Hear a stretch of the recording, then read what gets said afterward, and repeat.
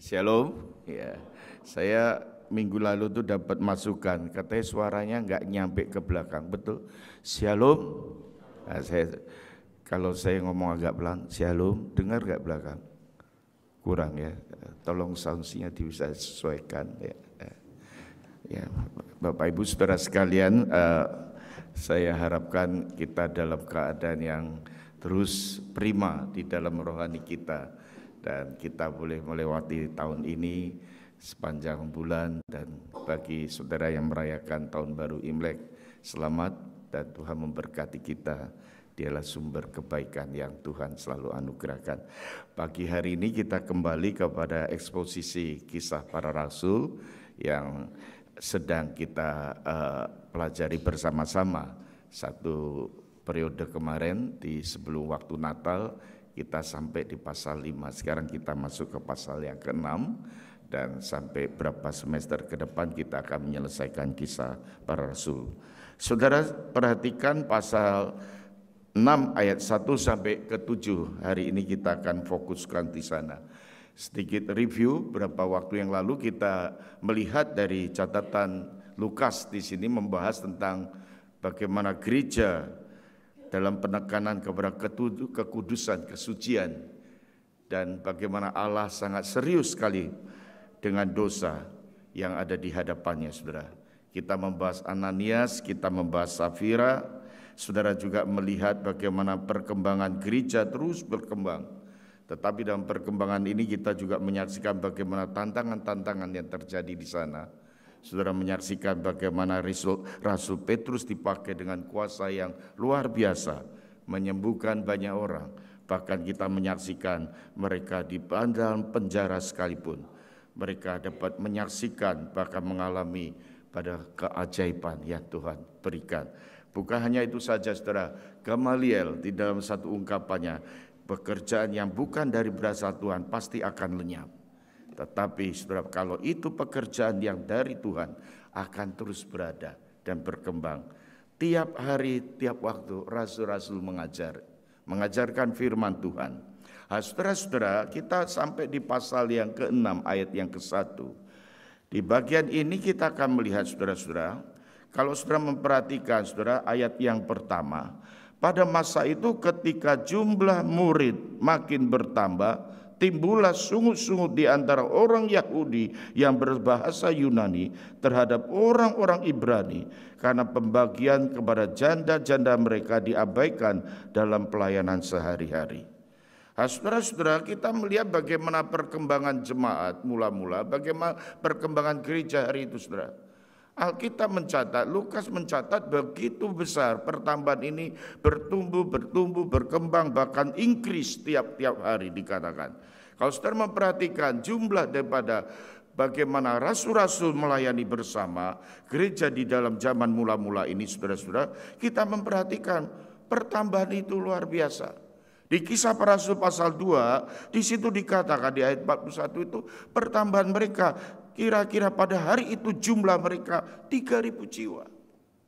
Saudara, belum lagi di ayat yang ke-47 dikatakan mereka itu memuji Allah, disukai Allah. Tiap-tiap hari Allah menambahkan jumlah mereka dengan orang-orang yang diselamatkan. Perhatikan kata menambah, saudara, increase. Menambah dikata di sana. Pasal 4, saudara menemukan bagaimana pertambahan itu kita saksikan 5.000 orang laki-laki saja, belum wanita, belum anak-anak. Saudara, di pasal yang ke-5 dikatakan makin lama makin bertambahlah orang yang percaya di dalam Tuhan, baik laki-laki maupun perempuan. Saudara-saudara, menarik sekali Lukas di sini ingin menyampaikan satu hal yang penting sekali.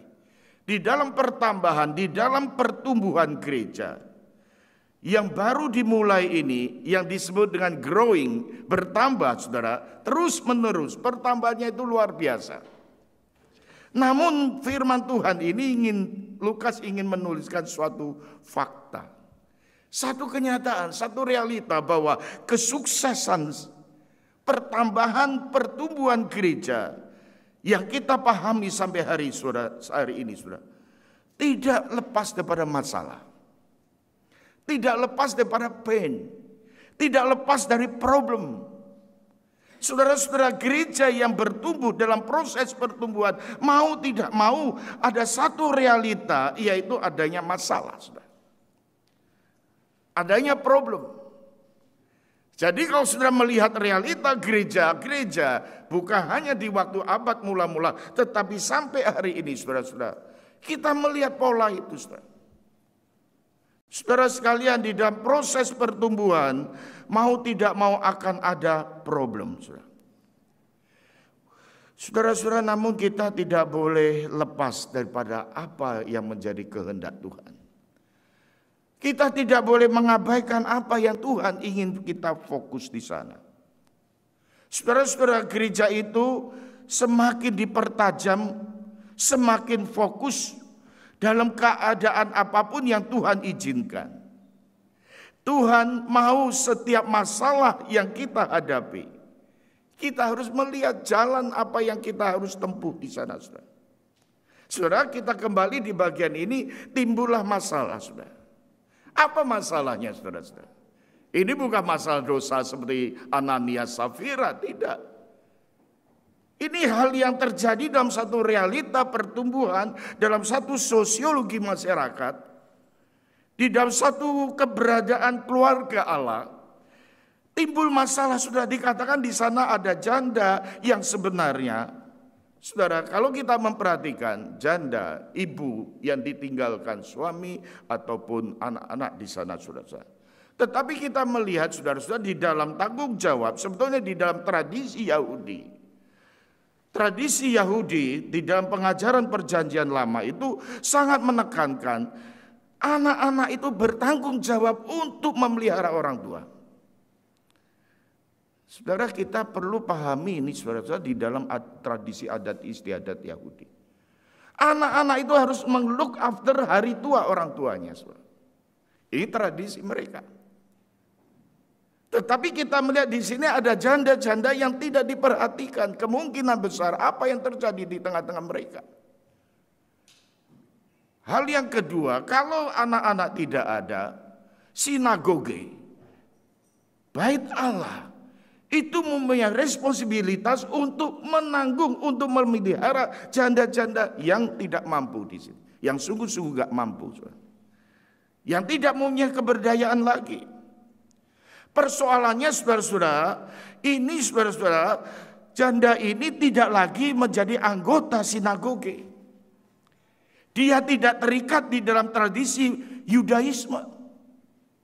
Karena mereka sudah keluar dari tradisi itu, mereka sudah keluar dari anggota sinagoge, mereka bersatu dalam satu masyarakat yang namanya gereja. Kumpulan orang-orang percaya. Kumpulan orang-orang yang disebut new life, hidup baru. Yang memilih jalan Yesus, jalan Kristus. Saudara-saudara, janda-janda pada waktu itu, ini janda yang sungguh-sungguh miskin, gak punya kekuatan. Gak punya uang, gak punya tabungan, gak punya simpanan. Kondisinya sungguh sangat buruk sekali. Kemungkinan besar saudara mengingat peristiwa Yerusalem pernah terjadi kelaparan melanda di sana, saudara. Saudara sekalian, pada waktu itu ketika orang ibu-ibu ini mengaku percaya dan dibaptiskan, dan dia di antara mereka ada yang keluar, yang tidak diperhatikan oleh keluarga lagi. Karena keluarga menghendaki tradisi ini tetap terpelihara. Tapi karena dia sudah memilih new life, hidup yang baru, mengikut jalan Yesus, mereka yang sudah keluar dari kampung halamannya, sudah menjadi komunitas yang baru, jemaat Tuhan.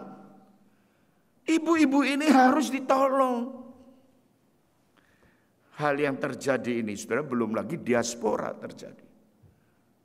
Diaspora terjadi, saudara-saudara, bagaimana? Kemungkinan besar pada saat itu salah satu tradisi daripada orang-orang Yahudi, saudara-saudara, tradisi pada perjanjian lama itu pada waktu peristiwa Pentakosta, mereka berkumpul mendengarkan Injil. Tradisi mereka di Yerusalem, Yerusalem itu menjadi kota suci. Banyak orang, termasuk yang menjelang tua, itu tinggal di Yerusalem karena di dalam pemahaman kepercayaan mereka, kalau mati di tanah suci itu sangat memberkati. Dan di sini ibu-ibu itu pada yang dicatat di sini sudah ditinggal bapak-bapak.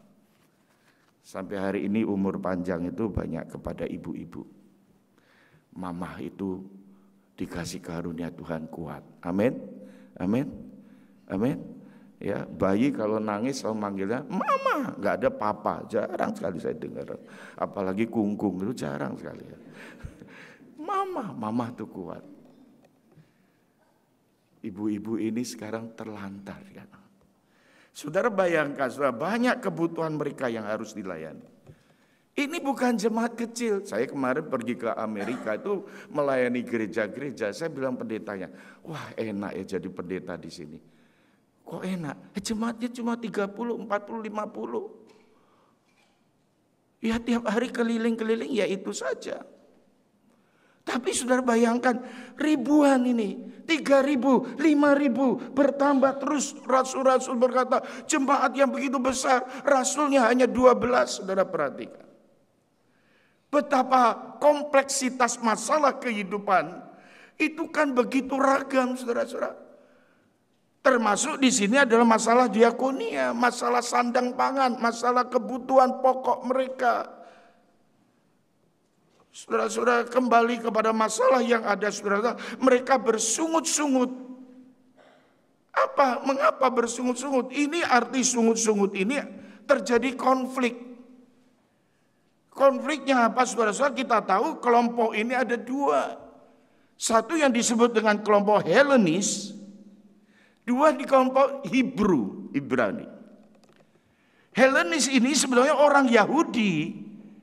Orang Yahudi tetapi kulturnya, culture-nya, bahasanya sudah Yunani.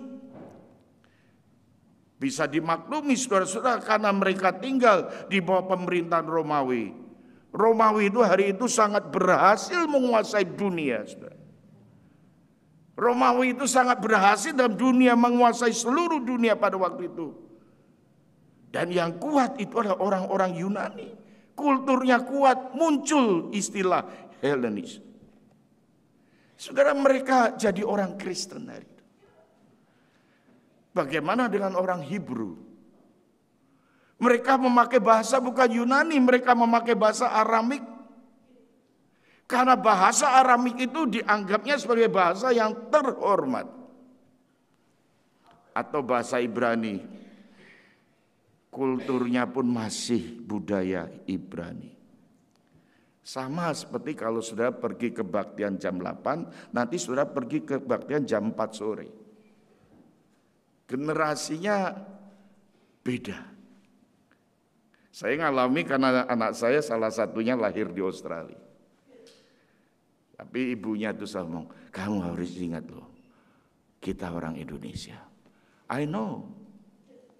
Tetapi saya anak Tuhan.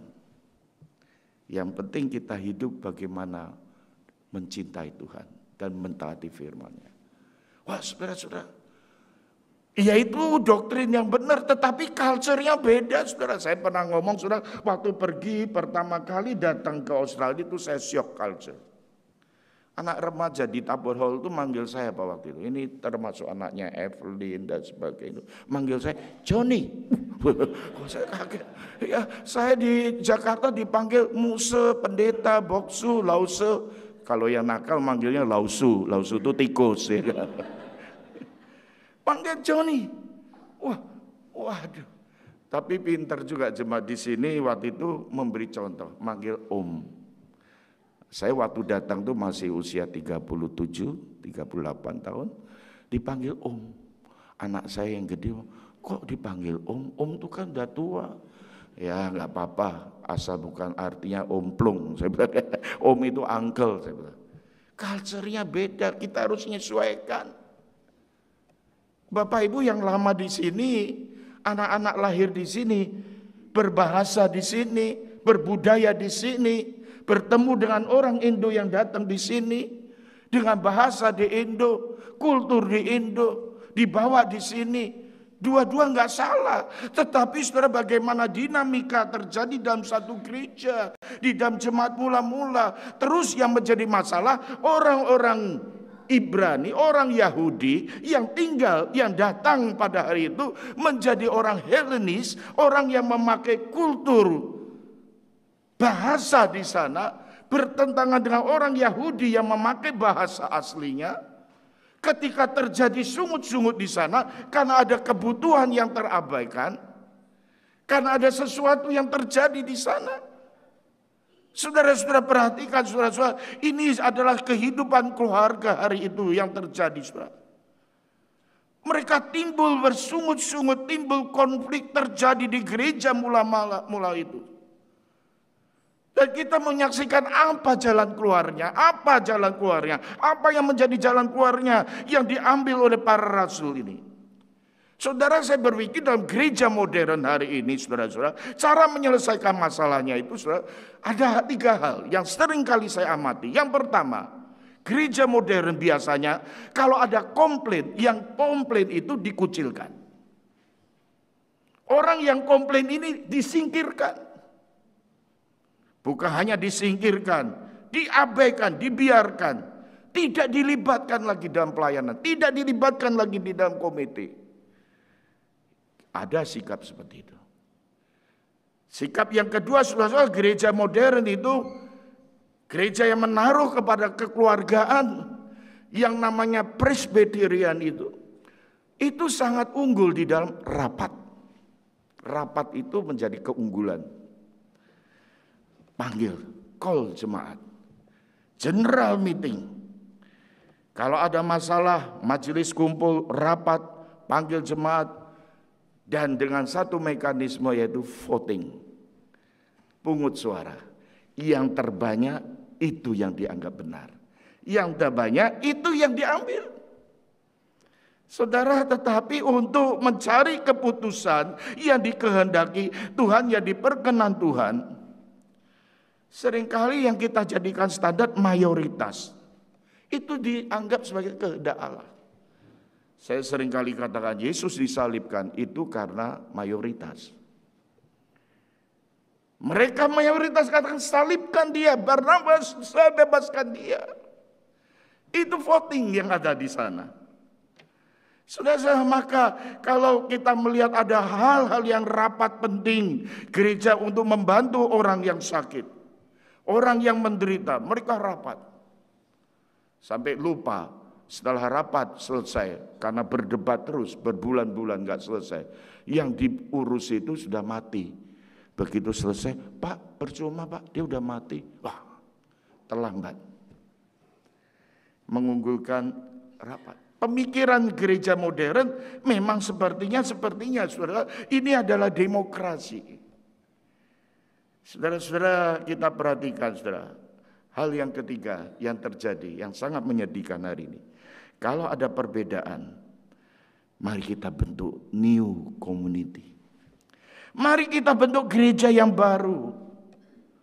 Maka tidak heran, saudara-saudara, kalau ada masalah yang terjadi, ujung-ujungnya pecah, pisah. Apalagi di kalangan gereja Indonesia, saudara, itu seringkali kita melihat di satu kompleks. Saya tinggal dulu itu nggak jauh dari Kelapa Gading.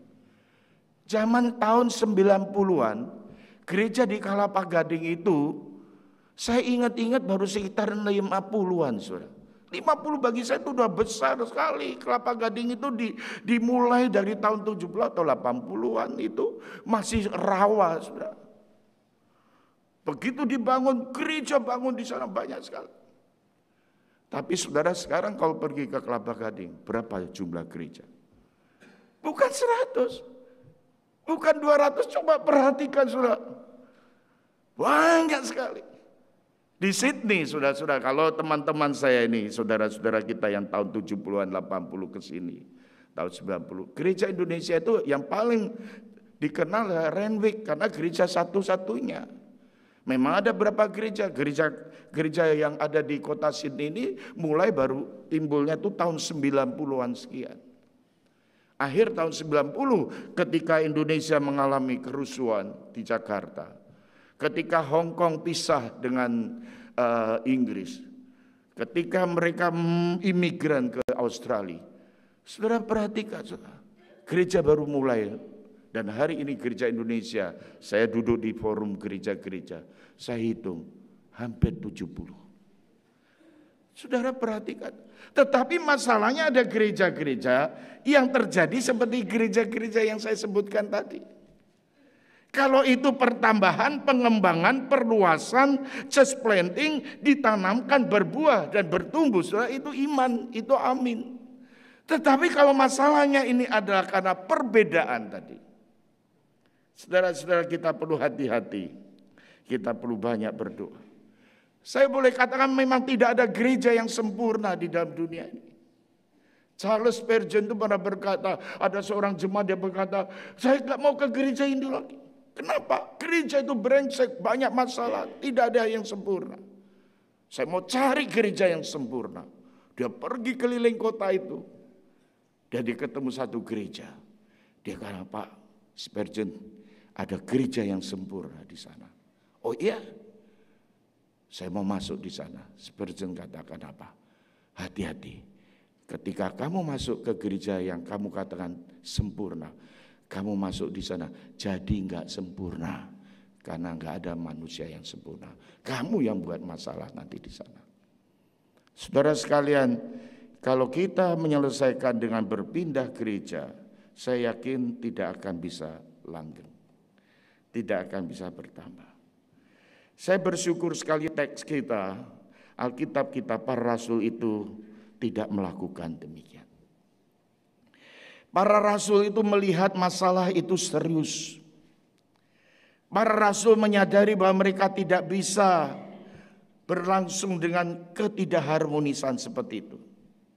Salah satunya dengan masalah yaitu untuk memberi makan. Salah satu daripada masalah ini bagaimana jemaat boleh menolong orang yang membutuhkan. Dan Lukas di sini seperti pada waktu Musa. Ketika menghadapi masalah, mengalami hal yang sama, saudara. Banyak orang yang terabaikan. Musa tahu dia tidak bisa single fighter, dia tidak bisa berdiri sendiri. No way, gereja nggak boleh mengangkat satu pemimpin yang single fighter, tidak boleh dikatakan di sana. Musa mendelegasikan kepada pengikut-pengikutnya, kepada orang-orang yang bisa dipercaya, yang bisa melakukan. Inilah yang disebut dengan teamwork. Ini yang disebut dengan tim. Saudara-saudara, ini yang terjadi di gereja mula-mula, saudara. Saudara sekalian, kita sadari bahwa gereja mula-mula mereka berdoa dengan sungguh-sungguh, dengan penuh hikmat, kemudian mereka mengambil keputusan. Apa yang diambil keputusannya, saudara? Kita harus pilih dari antara mereka 7 orang. Nah, saudara perhatikan, kalau kita memperhatikan 7 orang ini nama-namanya aja sudah menunjukkan mereka memakai nama Yunani. Saudara perhatikan, saudara, di situ. Nama-nama yang dicatat dari 7 orang itu dikatakan di sana. Kalau saudara memperhatikan di situ siapa saja, saudara. Ada Stefanus, ada dikatakan sama Filipus, Prokorus, Nikanor, Timon, Parmenas, Nikolaus. Ini adalah orang-orang yang memakai nama Yunani. Orang-orang Yahudi yang berbahasa Yunani, yang berfilosofi Yunani. Rasul-rasul itu penuh hikmat, dia tahu kebutuhan yang ada. Ini adalah kalangan orang-orang Yahudi yang sudah ada di kalangan Yunani, yang sudah berbahasa Yunani, yang ada di culture Yunani. Dia pilih orang itu. Hikmat bijaksana daripada rasul-rasul. Saya yakin inilah hikmat bijaksana yang datangnya dari Tuhan. Dan yang terpenting, saudara-saudara, mereka yang dipilih ada orang-orang yang takut akan Tuhan. Artinya yang sudah bertobat, hidupnya diserahkan kepada Tuhan.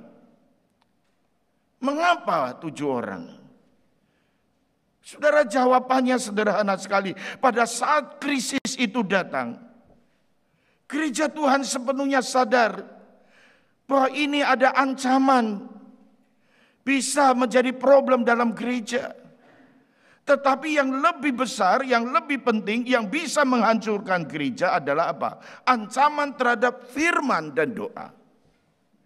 Ancaman terhadap pelayanan firman dan pelayanan doa.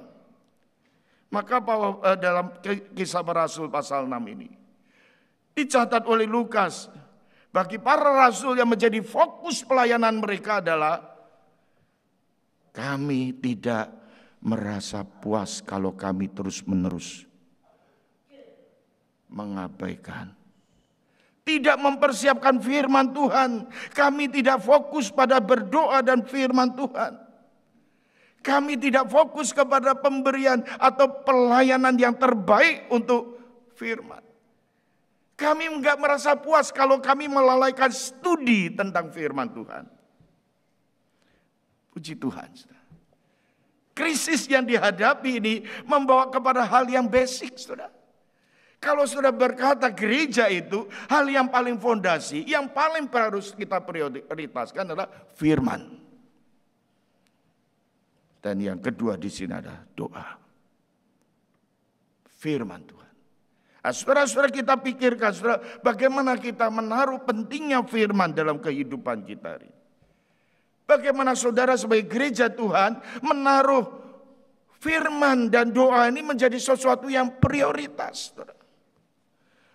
Para rasul mengajak dan menyadari gereja mula-mula untuk kembali kepada prayer and teaching tentang pengajaran firman Tuhan. Saudara-saudara, karena tanpa pengajaran firman Tuhan, gereja tidak akan bertumbuh dengan sehat. Tanpa akan doa yang menjadi dasar fondasi untuk pertumbuhan ini, saudara, kita tidak akan bisa mencapai apa yang Tuhan mau. Saudara sekalian, kita membaca di sini bagaimana mereka memprioritaskan firman. Saudara-saudara, kita bertanya hari ini, sejauh mana firman Tuhan itu ada di dalam kehidupan kita? Kita menganggap penting enggak? Saya pikirkan hari ini di abad modern, khotbah yang disenangi orang itu khotbah yang bagaimana? Salah satu yang digemari, saudara. Saya pernah khotbah, udah lama ini, saudara. Hari itu saya khotbah, selesai khotbah ada jemaat langsung memberi salam. John, khotbahmu bagus sekali. Oh ya? Apanya yang bagus, saudara? Pendek, singkat. Oh, yang pendek, yang singkat itu bagus. Saya kira ini bukan hanya teman saya, tapi banyak jemaat. Semakin pendek, semakin bagus. Amin. Amin. Jadi kalau khotbah itu ya kadang-kadang saya lihat aduh sedih sekali kalau jemaat berpikir seperti itu. Firman itu makanan, saudara. Saudara, bagaimana kita menaruh firman dalam diri kita? Firman itu membentuk kita, lagu tadi bentuk kita. Ada seorang pendeta itu pada saat anniversary pelayanan ke-25 tahun, dia pada waktu ibadah syukur, pendeta ini agak aneh, saudara. Dia cari kenangan lama 25 tahun yang lalu. Dia mau pakai. Salah satunya yang masih bertahan ada jasnya. Pendeta ini bukan saya, saudara. 25 tahun yang lalu sama 25 tahun kemudian jasnya masih pas dipakai. Nah, saudara, saya datang ke sini kalau nggak salah waktu itu berat saya 60 atau 72, sekarang 92, 30 kilo, 20 kilo. Bukan saya pendeta. Wah. Dan ketika dilihat jas yang 25 tahun yang lalu dipakai, kaget dia. Kok di kantongnya ada 2 telur dengan uang 200.000 rupiah. Ini gereja di Indonesia, pendeta ini. Terus pendeta ini tanya kepada istrinya, istri, kenapa kok ada jas, kok ada telur dan uang ya? Oh, itu ada ceritanya. Apa ceritanya? Kalau kamu khotbah, ada jemaat yang ngantuk, aku masukkan telur 1. Nah, saudara, oh 25 tahun cuma 2 telur. Ya nggak apa-apa ya kan. Buat ngantuk 2 orang dalam waktu 25 tahun ya nggak apa-apa. Khotbah yang bagus itu. Tapi saya tanya, pendeta ini tanya, 200 ribu ini apa? Oh itu 200 ribu itu karena telurnya udah banyak tak jual. Ya 200 ribu.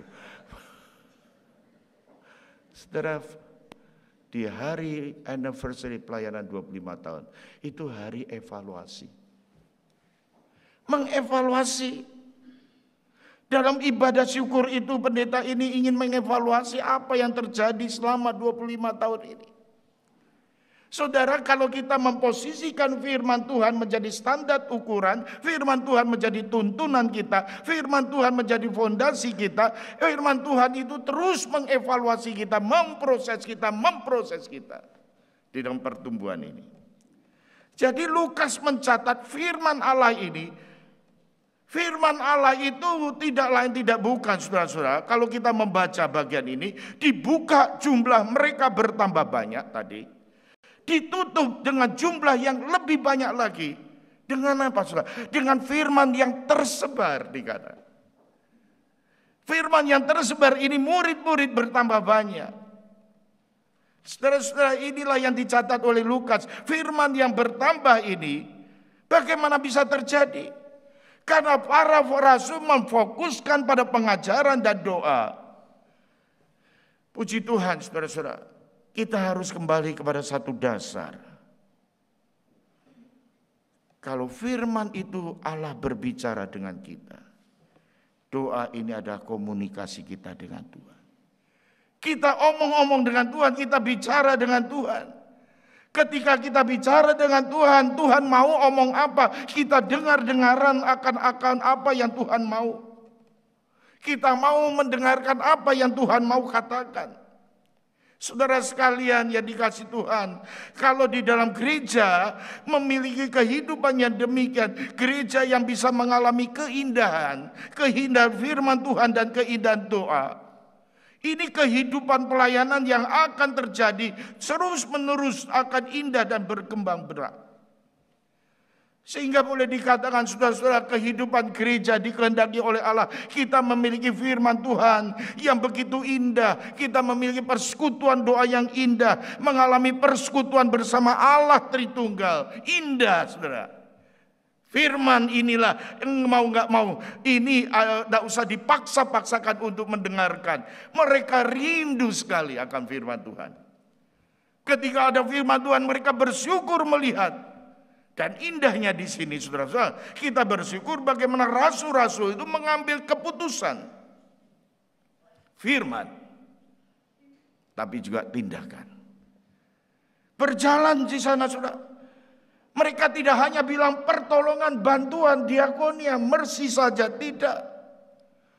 Mereka menyandaskan kepada sesuatu yang berfondasi di sana, yaitu firman. Dua-duanya berjalan bersama. Ada teamwork, ada 7 orang melayani, memenuhi kebutuhan fisikal daripada para janda-janda itu. Tetapi saudara-saudara, bukan hanya itu, saudara. Bukan hanya yang dipentingkan memenuhi kebutuhan fisiknya, tetapi di sini bicara memenuhi kebutuhan spiritual, memenuhi kebutuhan rohani. Mereka pada waktu dipilih ada standarnya. Standarnya bukan ditulis skillnya, tidak ada tulisan keahliannya apa, enggak di situ. Tetapi yang dipilih di sana yaitu kualifikasinya. Saudara lihat ayat yang ketiga. Pilihlah mereka dengan reputasi yang baik. Terkenal baik di antara jemaat, artinya mereka dikenal kesaksian hidupnya. Apa yang dikenal? Mereka itu penuh roh, mereka penuh hikmat, spiritnya ini full dikatakan. Ada wisdom, ada hikmat bijaksana. Oh saudara sekalian, mereka ditunjuk untuk melayani diakonia.